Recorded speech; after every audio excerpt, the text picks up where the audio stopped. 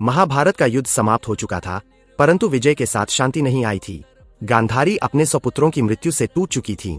उनका हृदय शोक, क्रोध और असनीय पीड़ा से भरा था। उन्होंने भगवान श्री कृष्ण से कहा, यदि आप चाहते तो इस विनाश को रोक सकते थे। श्री कृष्ण मौन रहे। उसी क्षण गांधारी ने उन्हें शाप दिया, आज से 36 वर्षों के भीतर आपका यदुवंश आपस में ही नष्ट हो जाएगा और आपकी द्वारका समुद्र में डूब जाएगी।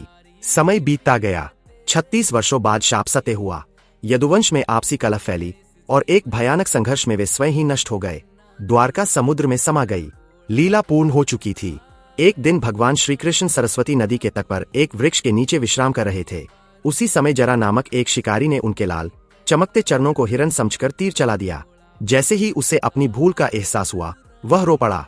श्री कृष्ण ने उसे सांत्वना दी और कहा, जरा तुम अपराधी नहीं हो। त्रेता युग में तुम ही बाली थे जिन्हें मैंने छिपकर मारा था। आज मेरा देह त्याग उसी कर्म का फल है। इसके बाद श्री कृष्ण ने देह त्याग किया। अर्जुन ने अत्यंत दुख के साथ उनका अंतिम संस्कार किया।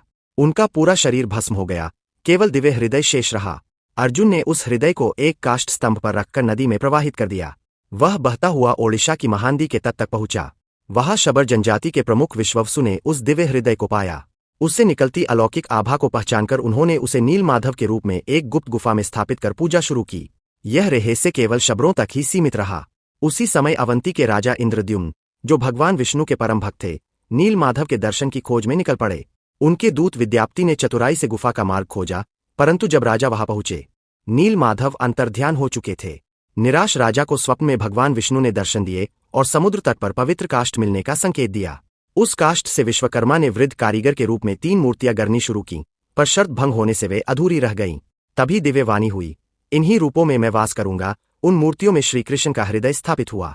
यही कारण है कि आज पुरी में भगवान जगन्नाथ, बलभद्र और सुभद्रा अधूरे अंगों के साथ भी पूर्ण ब्रह्मा माने जाते हैं, जीवित देवता जो अपने भक्तों के हृदय की पुकार सुनते हैं।